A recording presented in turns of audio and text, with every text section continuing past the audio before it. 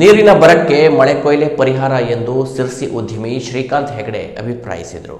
ಸಿರ್ಸಿ ತಾಲೂಕಿನ ಕೊಳಗಿ ಬೀಸ್ ಹತ್ತಿರದ ಮತ್ತಿಗಾರ ಹಿರಿಯ ಪ್ರಾಥಮಿಕ ಶಾಲೆಯಲ್ಲಿ ಆಯೋಜಿಸಲಾದ ಪರಿಸರ ಕಾರ್ಯಕ್ರಮದಲ್ಲಿ ಮುಖ್ಯ ಅತಿಥಿಯಾಗಿ ಪಾಲ್ಗೊಂಡ ಉದ್ಯಮಿ ಶ್ರೀಕಾಂತ್ ಹೆಗಡೆ ಅವರು ಪರಿಸರ ಸ್ನೇಹಿ ಜೀವನ ಶೈಲಿಯ ಅಗತ್ಯತೆ ಕುರಿತು ಪ್ರೇರಣಾದಾಯಕ ಉಪನ್ಯಾಸ ನೀಡಿದರು. ಮಾನವನು ಪ್ರಕೃತಿಯ ಅನುಕೂಲಕರ ವ್ಯವಸ್ಥೆಗಳನ್ನೇ ತನ್ನದೇ ಸಂಪತ್ತೆಂದು ಭಾವಿಸಿ ಬಳಸುತ್ತಾ ತನಗೆ ಉಪಕಾರಿಯಾಗಿರುವ ಅನೇಕ ಜೀವಜಲಗಳನ್ನ ನಿರ್ಲಕ್ಷಿಸುತ್ತಾ ರಾಕ್ಷಸಿ ಸ್ವಭಾವವನ್ನ ಬೆಳೆಸಿಕೊಂಡಿದ್ದಾನೆ ಎಂದು ಅವರು ವಿಷಾದ ವ್ಯಕ್ತಪಡಿಸಿದರು. ಈ ರೀತಿಯ ಭಸ್ಮಾಸುರ ಪ್ರವೃತ್ತಿ ಅಂತಿಮವಾಗಿ ಮಾನವನನ್ನೇ ನಾಶ ಮಾಡುವ ಸಾಧ್ಯತೆ ಇದ್ದರೂ ನಾವು ಎಚ್ಚರಿಕೆಯಿಂದ ವರ್ತಿಸದೆ ಕುರುಡನಂತೆ ನಡೆದುಕೊಳ್ಳುತ್ತಿದ್ದೇವೆ ಎಂದ ಅವರು, ನದಿ ತಿರುಗಿಸುವಂತಹ ಯೋಜನೆಗಳು ಕೂಡ ಇದೇ ರೀತಿಯ ಮನೋಭಾವದ ಉದಾಹರಣೆಗಳಾಗಿವೆ ಎಂದು ಅವರು ಉಲ್ಲೇಖಿಸಿದರು. ರಾಜ್ಯದ ಜಲಾಶಯಗಳಲ್ಲಿ ನೀರಿನ ಮಟ್ಟಗಳು ವೇಗವಾಗಿ ಕುಸಿಯುತ್ತಿರುವುದಕ್ಕೆ ಕಾಡಿನ ಹಸಿರು ಹೊದಿಕೆ ಕಡಿಮೆಯಾಗುತ್ತಿರುವುದು ಮತ್ತು ಜಾಗತಿಕ ತಾಪಮಾನ ಹೆಚ್ಚುತ್ತಿರುವುದು ಪ್ರಮುಖ ಕಾರಣವಾಗಿದೆ. ಆದ್ದರಿಂದ ಕಾಡಿನ ಸಂರಕ್ಷಣೆ ಹಾಗೂ ಮಳೆ ಕೊಯ್ಲು ಮಾತ್ರ ನೀರಿನ ಸಮಸ್ಯೆಗೆ ದೀರ್ಘಕಾಲಿಕ ಪರಿಹಾರ ಎಂದು ಅವರು ತಿಳಿಸಿದರು. ಪರಿಸರದ ಸೂಕ್ಷ್ಮತೆಯನ್ನ ಅರಿತು ನಮ್ಮ ಜಲಮೂಲಗಳ ಬಗ್ಗೆ ಸರಿಯಾದ ತಿಳುವಳಿಕೆಯನ್ನು ಪಡೆದಾಗ ಮಾತ್ರ ಅದರ ಮಹತ್ವವನ್ನ ನಾವು ಅರ್ಥ ಮಾಡಿಕೊಳ್ಳಲು ಸಾಧ್ಯವಾಗುತ್ತದೆ.